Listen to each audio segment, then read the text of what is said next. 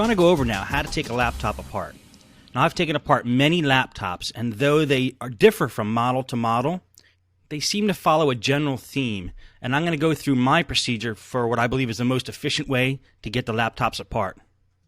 And this applies mainly if you have to get down to the motherboard level. The first thing I do is I pull the battery out. You don't want to have any charge in the laptop when you're working on it.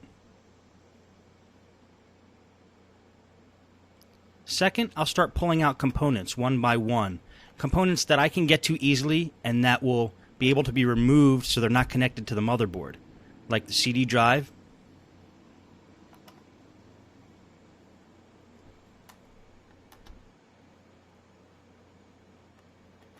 And here I'm getting to the RAM. There's one stick in there. You just grab the two ends of the RAM holder and it'll pop up. Sometimes you have to use a device to get in there if it's too tight. And you pull the stick of RAM out. Then you have a wireless card. And wireless cards have that antenna. It's usually a black, gray, or white cord. It just pops right off. And again, the wireless card comes out just like the RAM does. Now we're going to get the hard drive out. And this laptop actually already has the hard drive taken out, but we'll take the cover off. Now what I really want to do is get the screen off, because the screen's going to be in the way. I want to remove it from the equation. To get to the screen in most laptops, you have to take this cover off, and that gives you access to both the keyboard and the screen. I call it the hinge cover plate because it covers the hinges.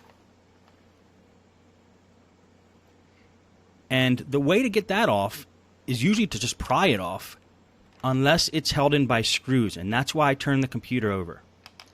I'm going to remove any screw that appears like it's directly under the hinge cover plate that could be fastening it on, because I've pried that hinge cover plate off in the past, and sometimes it's screwed in from the bottom and it breaks. So, rule number one, if you have to force anything off of these laptops, stop what you're doing. It's probably going to break.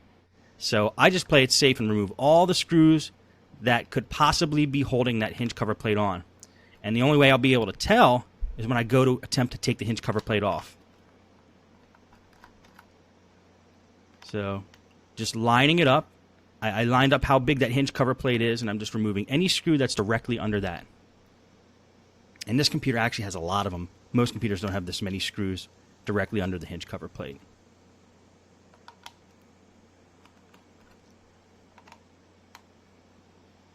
And that looks like all of them that could possibly be holding it in.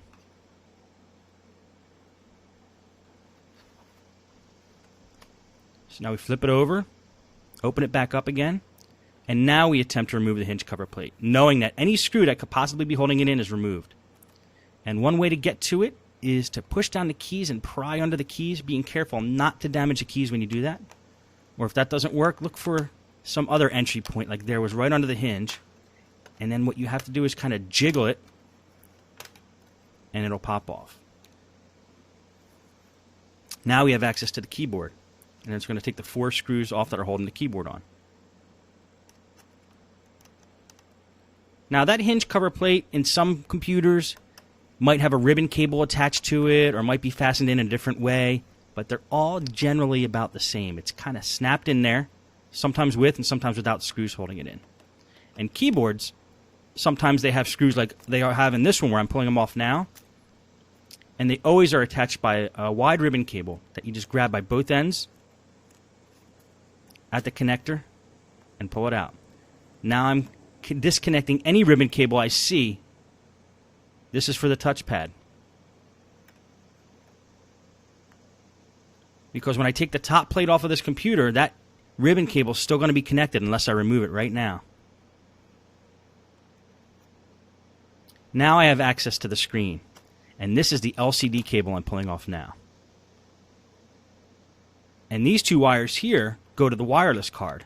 You're going to find in a lot of laptops, the wireless antenna go through the computer to the bottom, to the wireless card, all the way up to the top of the screen. So you have to kind of fish it through the computer and pull it back.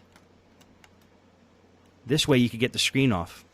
If we didn't pull these wires back, we wouldn't be able to remove the screen. And then we'll start removing screws from the hinges on the screen. This particular computer has 3 hinges that go straight down and hold the screen to the base. 1.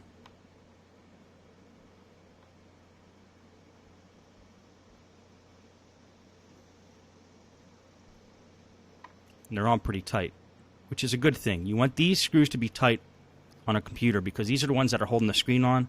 You don't want the screen to be flapping around. And then we'll pull the screws out of the other side. Now, if you'll notice what I'm doing with the screws after I'm taking them out of the computer, I'm putting them loosely in certain piles so I remember where they go. And we're going to talk more about this at the very end of this video, so don't get too hung up on wondering what screws go back into the computer and what positions. We will address that because that's definitely a big question.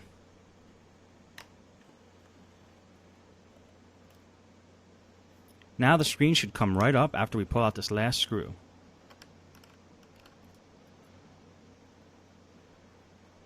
The screen pops right out. Now our objective is to remove the top part of the case from the bottom part of the case so we get to the motherboard. So let's get that ribbon cable unattached.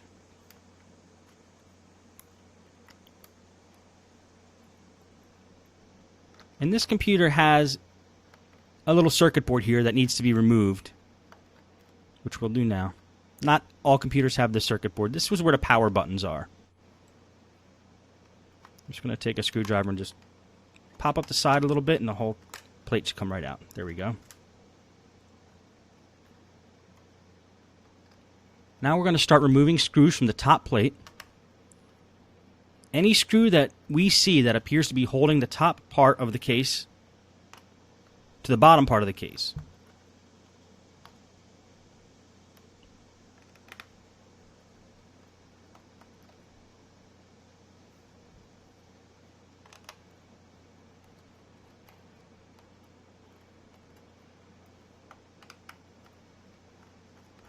And we're going to do our best to find every one. And we'll know if we miss one because the cases won't come apart. And now we want to turn it over and remove any other screw that appears to be holding the 2 cases together.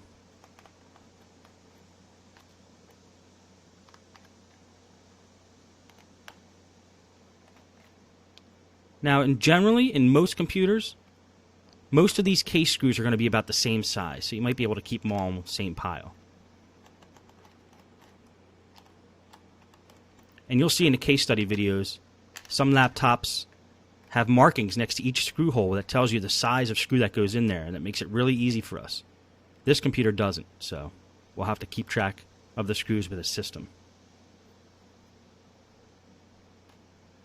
And when it looks like you have all the screws out, try to pry the 2 cases apart. I don't have long nails, but I generally like to use my fingernail and kind of go along the edge.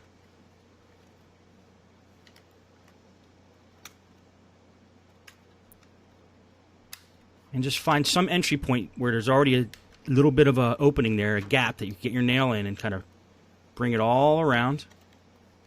And try to get these 2 cases apart. Remember, don't force anything. And it looks like this is being held in by something, so let's check for screws. And yes, I forgot 1 screw on the top part of the case. Let's see what happens once we get that out. It's coming apart much easier now. So I'm glad that was in the video because I want you guys to know if it looks like it's not coming apart easy, there's probably a screw holding it in somewhere that you missed. Now we have access to the motherboard here.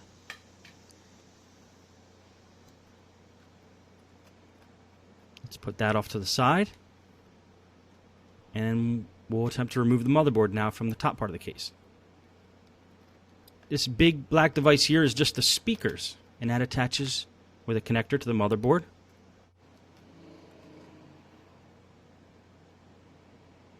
Now, certain screws on the motherboard are labeled, and that's what I'm pointing to now. They have letters next to them. Usually there's white arrows, or there could be letters, like on this computer, that's basically telling you what screws you need to remove to get the motherboard off. The motherboard has many screws if you look at it from the top, but you only need to take a few of them off to get the motherboard off. And it's usually marked on the motherboard by white arrows. In this case, it was marked with the letter PA.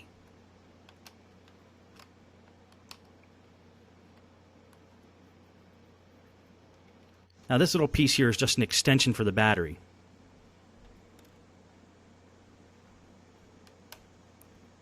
Now we're going to remove all the screws on the motherboard marked with PA.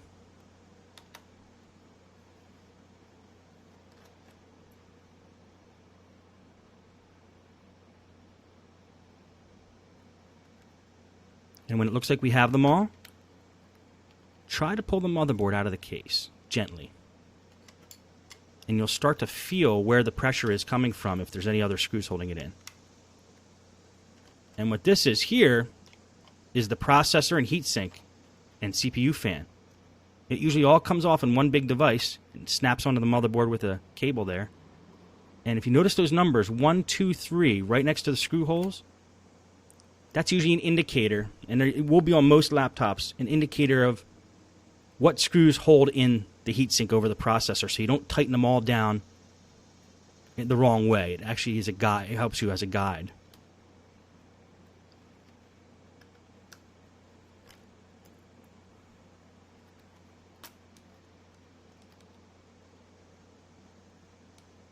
And again, once you think you have all the screws, just slowly pull up the motherboard, and you'll start to feel it if you missed one. And this should be the last one there. And just kind of jiggle it until it starts to come loose.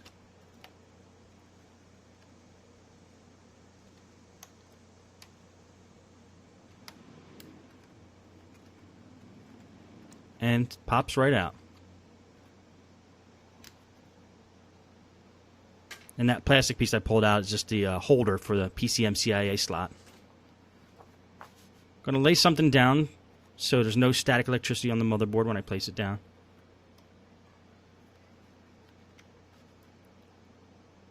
That's just an adapter that I pulled off there for the power jack. And let's clean it while we have it out. I always take the opportunity to clean the pieces when I get them out. And I use the paintbrushes for this. You're not going to have too many chances with these laptops where you're going to get down to motherboard level, so take advantage of it while you can and make sure you get it all clean.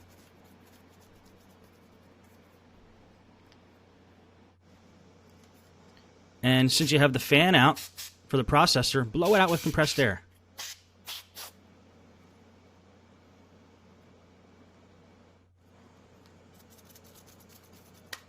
Now let's take the bottom part of the case and clean that off as well.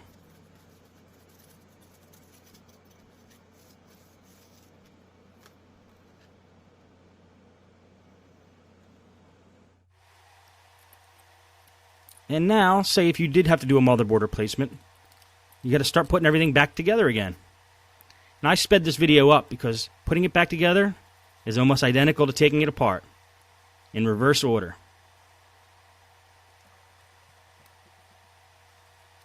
Put that power adapter back on.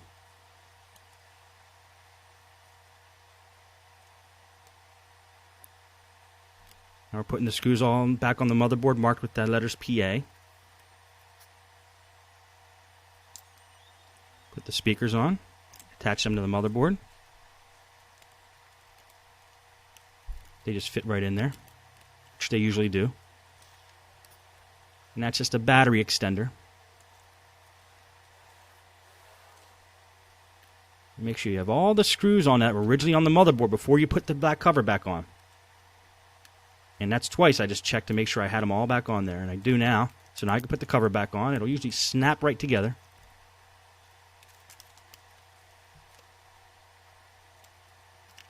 And now start putting the screws back in.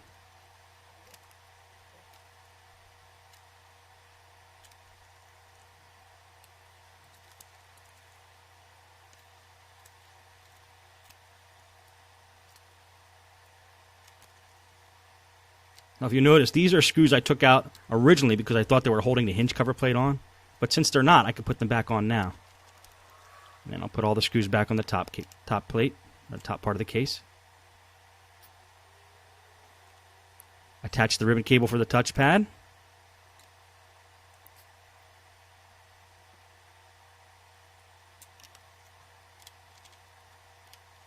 Looks like I put the wrong size screw in there, so I'm going to take a couple out. And put them all back in.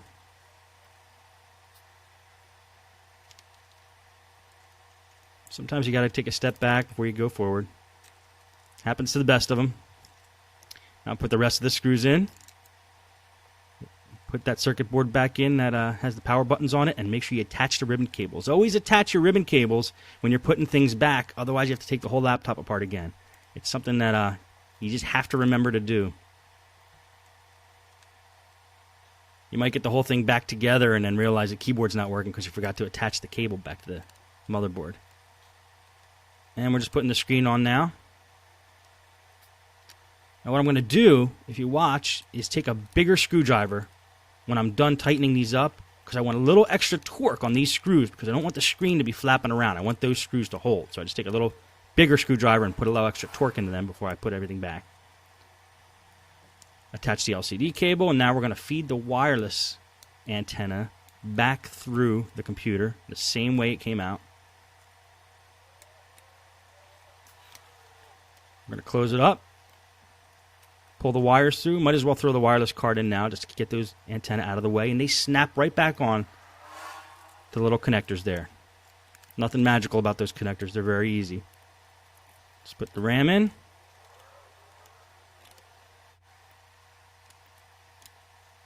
Put some remaining screws back on the bottom of the case here.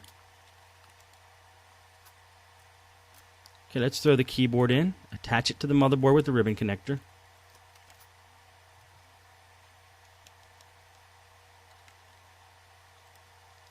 Attach the 4 screws to hold it on. Put the hinge cover plate back on. CD drive back in. Battery in. Hard drive cover back on. And that is pretty much how you do it. Most laptops are going to follow that pattern. And that's how I do it. Now, how do you keep track of the screws you get out of a computer? This is a big question. A lot of people are afraid about doing this when they start working on laptops. The method I used to do when I started out is I create a pattern right next to the laptop.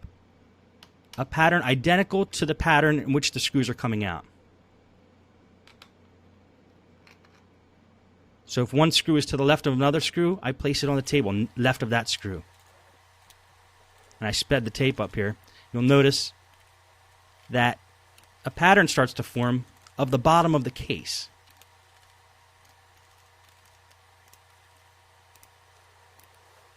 And now I know where each screw goes when I go to put them back.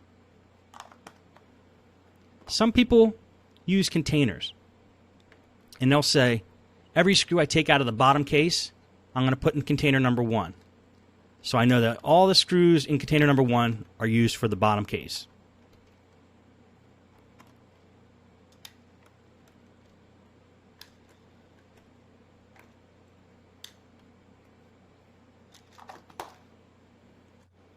And then I'll get a second container, and this will be for maybe screws on the top part of the case, or screws holding the keyboard or the screen on. And then when you're down to motherboard level, there's more screws.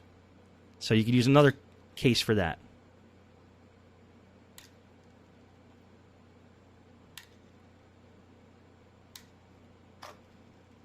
And that's one way to track what screws go where. I've seen people take plastic bags and lay them down in layers. Anything on the bottom layer goes into that bag. Keyboard layer goes in that bag. The top layer goes in that bag. The motherboard layer goes in that bag. And they layer them on top of each other so they know the order in which they go back. And I've had one listener tell me he creates a diagram of the actual laptop and draws the screw holes in the diagram. And then when he takes each screw out, he just puts it in the picture of the screw hole that he drew, which I think is a pretty clever idea. And same with the motherboard.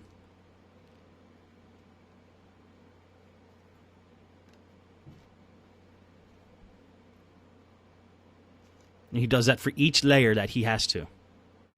Well, that's pretty much all you need to know for now. If you watch the case study videos, you'll see some of these techniques to put in action, and I think then you'll be ready to do it yourself. Good luck.